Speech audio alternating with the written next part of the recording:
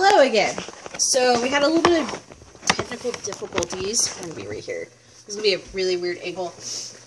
Little technical difficulties. My camera shut off as I was filming this.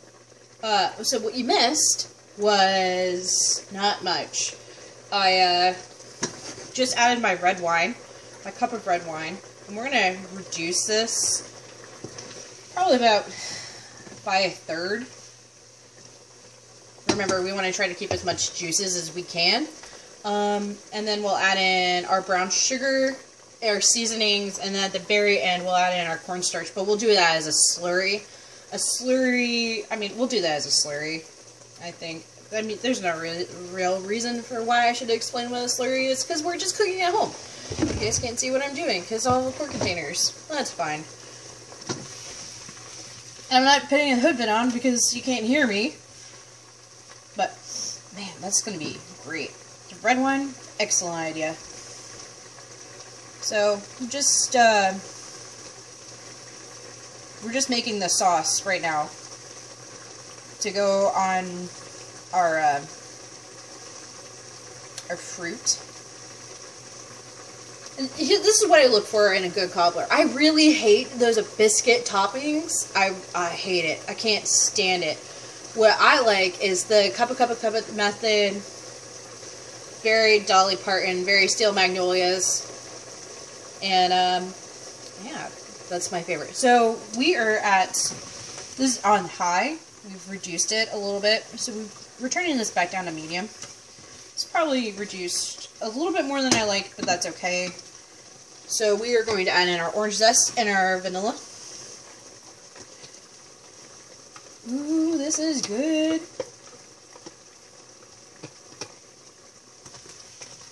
Or should I, what should I call this show? I feel like I've asked that 3 times now. Should I call it, stream of conscious cooking? I feel like that would be a good name for this. Because that's what I'm doing. I'm just cooking. I'm talking to you guys. I'm fairly entertaining, I guess. We're gonna add a little bit more butter. Because, why the hell not? That was a significant amount, but need to utilize it at some point. Yet again, all of the pastry chefs that are watching this are like, what the hell are you doing? I'm cooking at home. I do what I want. So, we're melting that butter. We've got our orange zest in there. We got our vanilla in there. Seasonings in there. It smells like Christmas and deliciousness. So we're gonna just slowly incorporate that. Yet again, turn up the heat. That way we melt our butter, get our sauce starting to bubble again, and then we'll add in our brown sugar and our cornstarch. That's so entertaining. I'm the best. You guys have no idea. Just kidding. I'm terrible. You don't want to cook. We're trying very hard not to cook our fruit. We're just making a sauce. We're slowly sauteing this. This is why we did super chunky. Give me 1 sec. I gotta turn off my phone.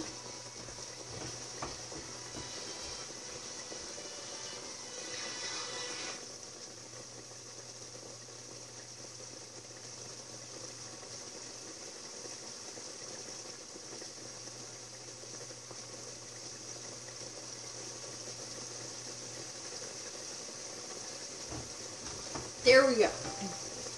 That's done. Now my sister's texting me. So, brown sugar. Kind of turn this down now.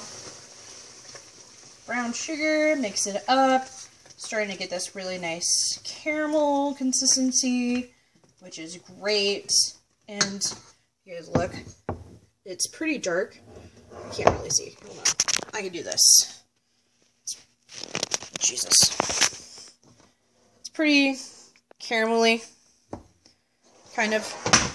So now we're going to add in our cornstarch, just to slightly thicken it up. We don't want to lose all this consistency, but this is going to be, I feel like this is going to be really good. So, cornstarch. And then now we just want to, like, mix it in, make sure we don't have any lumps. The best way to do this was probably do it slurry, but that's okay. We're at home. No one's going to judge us. I'm not going to judge you. This is a judgment-free zone. I don't know, I've been, like, kind of stress baking. I made cinnamon rolls the other day. Like, during my depression. Oh, man. Yes! Come on, caramel. Come on, cornstarch. Yes. Okay, great. So now, we move everything back over here. Oh, I look so cute. By cute, I mean not. I'm gonna disappear for a second. Just stay there, Rosie. That's fine. Just be in the way. So now we're gonna take. You can't see anything. This is so hard not doing with the camera. I only have a tablet, so come down here. That way you can kind of see what I'm doing. I'll back up. There we go. That's a great angle. Okay. So now we're gonna take our ramekins and we're gonna fill them. We're actually going to spray these out first. Take a little bit of pan spray. We don't want a lot of stickage, but yeah, just a little bit. Coffee. Because why not? Now we have our goo, our caramel, our pie filling, and I'm not gonna eyeball this because, again, it's just me here. No one's gonna really notice. And we're gonna take our pie filling and we're just gonna plop some in the middle. Look at this. This is also what a lot of line cooks do. They're like, how do I do this? Just gonna eyeball it. Hope for the best. I think I put too much on that one. I want to make 3. I probably put too much on that one. But this is just some. It's just gonna be good. I mean, it smells great. I wish there was such a thing as smell-o-vision, because it kind of smells like poached pears, which is probably one of my favorite things. Yeah, I put too much on that one. Which is probably one of my favorite things.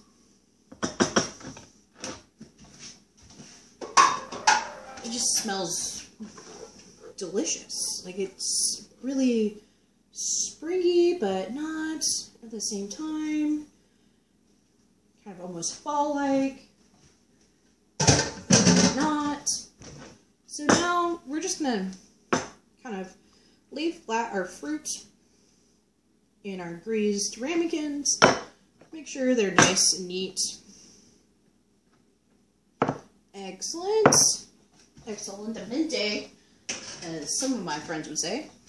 And so now we're gonna make my favorite part, which is the crust. It is so easy. I can't explain to you how easy this is.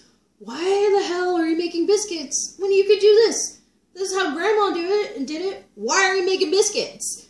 So easy. Alright, great. There's my 2 cents on it. So we've already utilized our measuring cup, but our cup measuring cup, but this is a half cup measuring cup that I'm just going to use twice. Because we need a cup of flour.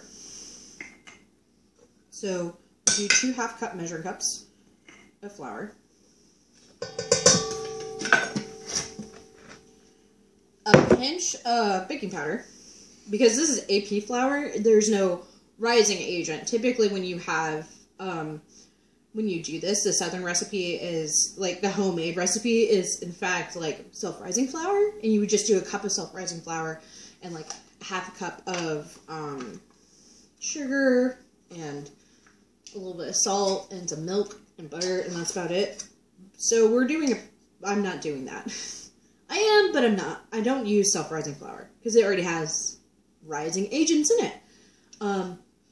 So we're going to do a pinch, well, 2 pinches of baking powder. And then some granulated sugar. We're going to do, I don't like things super sweet, so we're going to do half a cup. It's not a true half cup, but it's, well, like a quarter cup, because this filling is pretty sweet. The quarter cup of granulated sugar, and now we have, what's left is butter and milk. So we're going to take a stick of butter, and we're going to melt it in the microwave. And while we do that, we're going to measure out our milk and whisk everything together. And then as the butter, after the butter is melted, we'll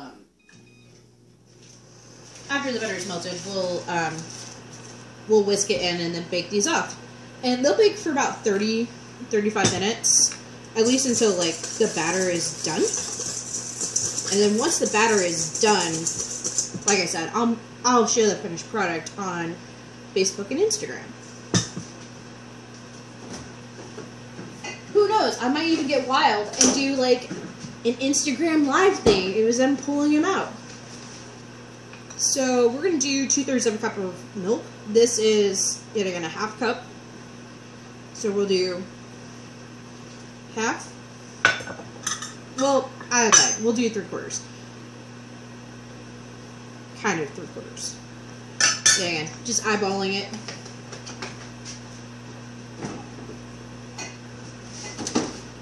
I'll have the recipe in the description below. So now we have like a batter, sort of. And we're going to take our butter, which is very hot, so please be careful. And we're going to slowly stream it in.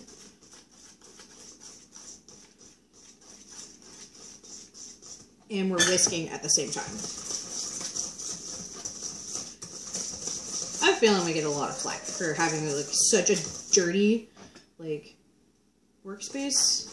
I don't care. I'm at home. I know this isn't very professional, but this is just like at home cooking. It's not my favorite, but we're gonna make do with what we got. You know what I mean? Make do.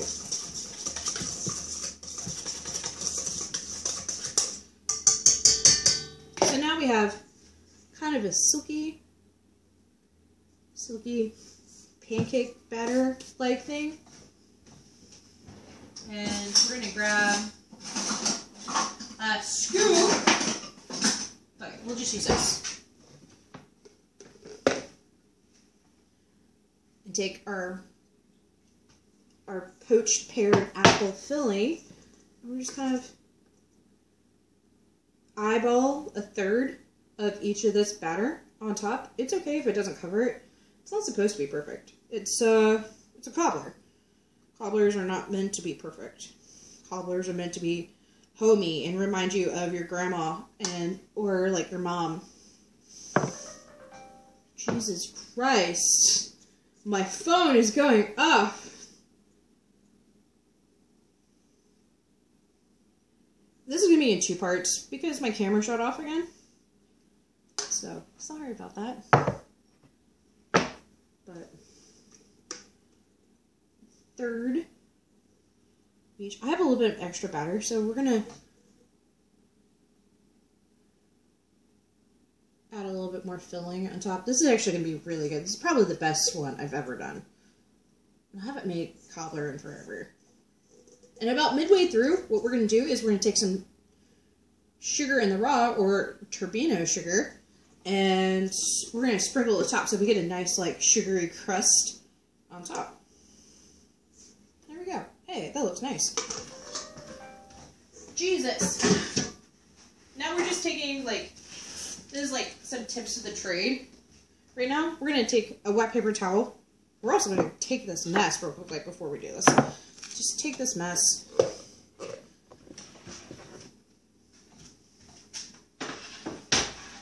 Push it over to the side.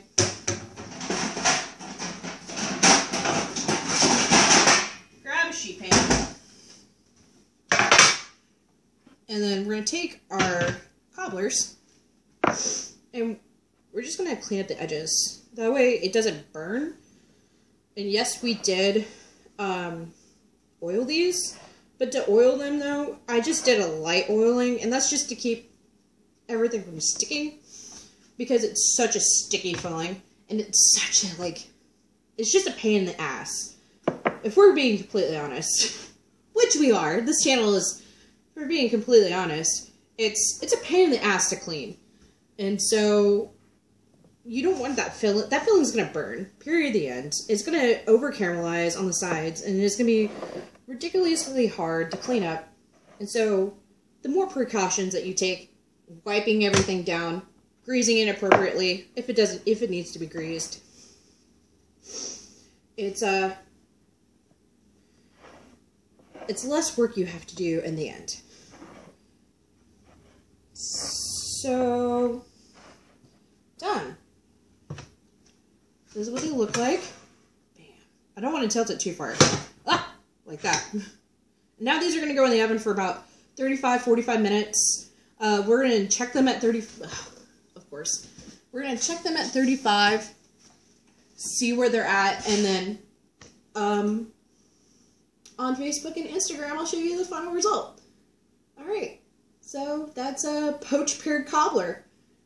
Hopefully you guys like it and try it out. Make sure you send, if you do this recipe, or if you do my tamales recipe that I did beforehand last week, make sure you take a picture of it and put it in the description, put it in the comments below. Let me know what you think. If there's any additions you think I should do, please, by all means. I'm not a professional baker. I just bake at home because I can. Because I find it relaxing.